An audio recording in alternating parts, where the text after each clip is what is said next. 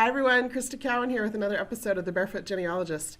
It is time for our monthly edition of What's New at Ancestry. This is for December 2016. We're going to cover content, we're going to cover events, and then I'll just share with you a special event going on around here. First, let's just talk about 2017. I've been talking about this for a couple of months now, but you need to be aware that hotels at several of these venues for the conference rate are quickly selling out. So if you have an idea that you might want to attend a major genealogical event in 2017, I would strongly encourage you to book a hotel room now or reserve a hotel room now. Even if you're not 100% certain that you're going to attend the event, reserving your hotel room now reserves it at that conference rate before they are sold out. And then you want to also go ahead soon and purchase any tickets for these events. Now keep in mind that for a lot of genealogical events, the conference itself runs through the dates that are listed there on your screen, but there are a lot of times add-on events or additional things. Sometimes you can come in a day or two early or stay a day or two later to take local tours to the local historical or genealogical societies. Many of these events have extra add-on evening activities, so you'll want to check that out. And of course, if you're coming to Salt Lake for Roots Tech, you'll probably want to add several extra days so that you can spend in the Family History Library in downtown Salt Lake City, which is the largest family history library, largest repository of offline genealogical records in the world. So that's the schedule for this coming year. I will be at every one of these events. So if you happen to come to one of them, please come into the exhibit hall, find the Ancestry.com booth. I will most likely be there. I would love to meet you. So that's what's coming up for 2017. Hopefully you'll have at least one of those events on your calendar for next year. Let's talk about content that's been added to the Ancestry website in the past month. There were 14 million records added, representing 10 different countries. I'll highlight a few of these collections, but if you've never joined us for a What's New episode before, let me just share with you where you're going to find that. Under Search, if you come down here and click on the card catalog, that's going to take you to a listing of all of the databases available on Ancestry. And over here on the sort feature, if you just change that to date added, it puts the new records at the top of the list. So here you can see all of the new content that's been added within the past month. So let's talk about a few of those things. There are a lot of records coming in from different countries at this point. And so if you're a U.S. researcher who has exhausted your U.S. research and are ready to head into other countries, that's great news. If you are a researcher in those other countries or a recent immigrant, then having access to these records from around the world is super valuable. These Peruvian records, there are just over 250,000 of them. They are civil registration. So if you're not familiar with civil registration is when the government records birth, marriage, and death records. It's called civil registration to differentiate it from church records, where churches oftentimes will record infant baptisms or christenings with a notation of the birth date. The churches will also record marriages, and then the churches will record burials, which will often include the death date. So similar records, just two different entities that keep track of that. So these are Peruvian civil registration records. They date back to 1874. They go through 1996.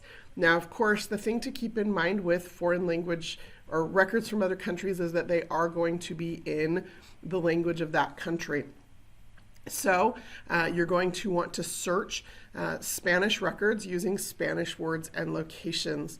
So just keep that in mind. You don't have to know the language to do research in that time and place.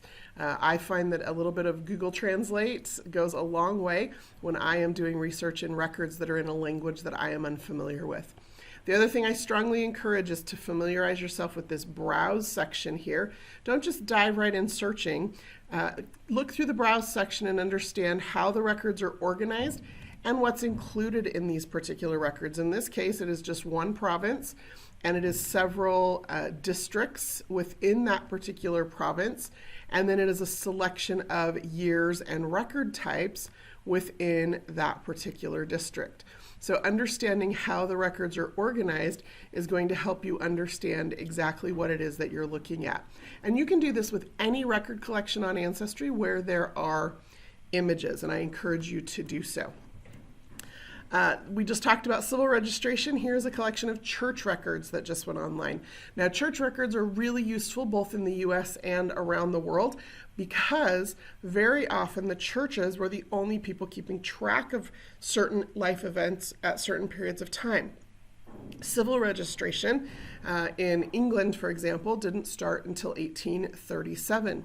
Here in the United States, there are some states who did not start keeping birth, marriage, and death records at a state level until the 1930s. And so having these records available from churches is really valuable. Of course, that means you need to know a little bit about what religion your family practiced or what local church they may have attended so that you can access those records. In this case, these are Presbyterian records. They date back to 1743 and they go through 1970. Now we have a couple of Asian record collections that have come online this month. I've had the opportunity to travel in Asia, and one of the things that fascinates me is because of their culture, they keep amazing records and have for hundreds, sometimes thousands of years. So you'll see here, this says we've got a new collection of Japan clan genealogies, and that is not a typo. They date back to 850 and go through 2012. The Korean collection starts in about 1500. So those of you who have Asian ancestry are going to find that there are excellent records that have been kept consistently for hundreds and hundreds and hundreds of years, which is fascinating to someone who has predominantly European ancestry. And sometimes, a lot of times I'll get stuck in the 1600s, but certainly can't reliably get back beyond the 1500s just because there is a dearth of records. So Japan clan genealogies, Korean collection of genealogies. Let me just share with you something a little bit unique about these collections. And there are several collections on Ancestry that are like this. They are what we call image first collections. You'll notice there's no search box, and that's because this particular set of records has not yet been indexed to make it searchable. So Ancestry goes to the trouble of indexing most of the records we put online, meaning a person has to look at each record and key in or type in what they see on that record to put it into a database so that that then becomes searchable for you. Well, sometimes we just have images and we want to get those images up and available to you as soon as possible. And so there are some collections on Ancestry that are in this image first format. So you'll notice no search box here. So this particular record collection will never come up in any kind of a search from your tree or using the global search form. The only way to get to it is through the card catalog by searching for the particular country or location that you're interested in and getting to this specific database. Then over here, you're going to see again that browse box. That tells me that there are images attached. In this particular instance, these records are organized by family name. Then you can select the country, the province, the city or county, the town or village, and then you have a selection of titles, years, and volumes with dates and information to choose from. That will take you to the set of images, much like a reel of microfilm, that you can then browse through or page through in order to locate the information that you are looking for. Now, like I said, these are gorgeous, very well-kept records. I think they're amazing, and I don't read Korean, but for those of you who have Korean ancestry, and can decipher some of this information, this is a gold mine of information. So again, that is the Japan and Korea genealogy collections with those dates there. Now, the last couple of pieces of content that I want to just highlight this month, one comes out of Oklahoma, the other comes out of New Jersey. So if you have done research in either of these states, you know how difficult it is to get records from these states, so this is a huge deal. Oklahoma in particular has some pretty strict privacy laws. First of all, Oklahoma's only been a state since 1907, which means that they've had to collect marriage records from the counties, where the counties were keeping those records before they became a state. And so this collection dates back to 1890. And then second is that Oklahoma has traditionally had very strict privacy laws regarding their vital records. In this case, we've been able to get a collection here of marriage records, and these marriage records date through 1995. So really great win for those of us, myself included, who have family members in Oklahoma that they've been trying to track down, or prior to 1907 in Oklahoma Territory and Indian Territory. And then another state that we're thrilled to have records from is New Jersey. I've also tried to do some New Jersey research, and oftentimes find that accessing those records is difficult at best. So here we're going to actually have 3 separate collections. The collections all start in 1901, and you'll notice, again, because of privacy laws, that the range or the run of the records is not hugely expansive. But for those of us who are doing research in New Jersey, we'll take it. So this birth index only goes from 1901 to 1903, so it's only 3 years worth of records. But you'll notice that 3 years worth of records covers 359,000 records. So a lot of records in a really short period of time. Now, maybe your particular ancestor, your grandfather, great-grandfather's, maybe his birth falls outside of that range. But keep in mind that the records of collateral family members, brothers, sisters, cousins, oftentimes can give you the clues you need to locate additional information about your particular direct ancestor. That's a redundant phrase, but sometimes I have to be redundant. And so be sure to check that out, and to think a little bit outside of the box as you look for other family members.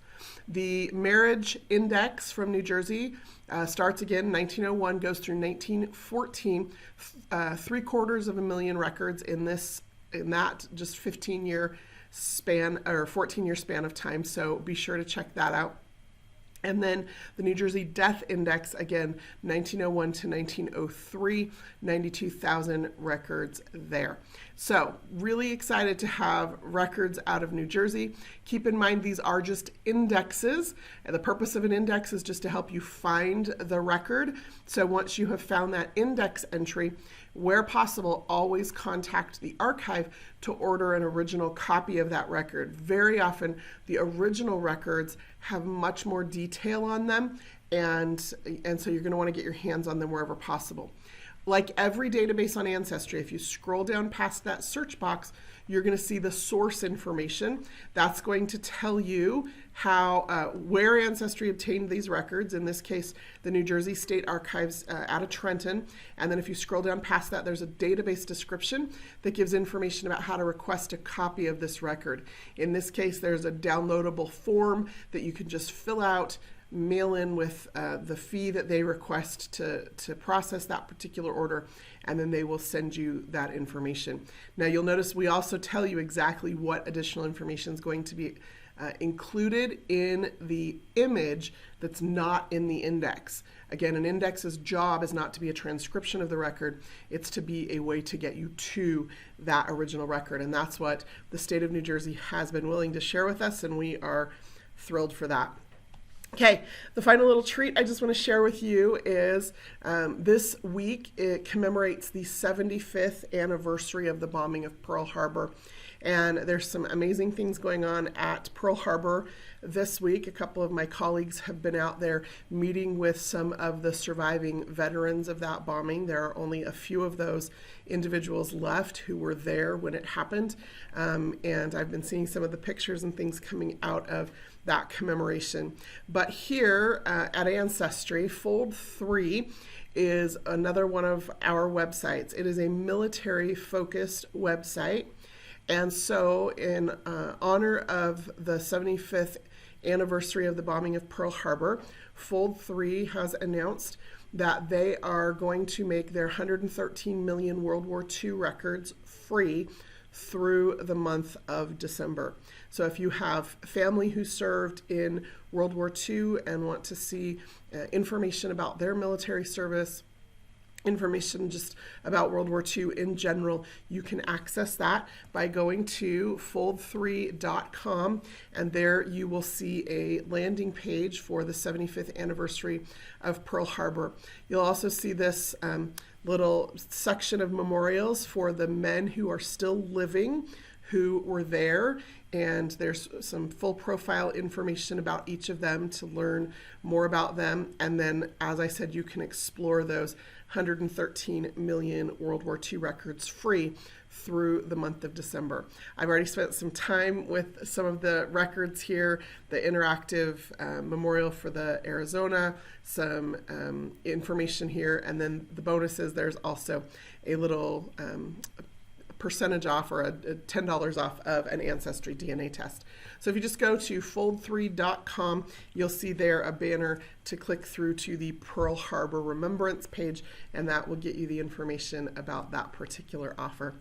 Hope you will take advantage of that, and I hope you will enjoy your December. Until next time, this is Crista Cowan. Have fun climbing your family tree.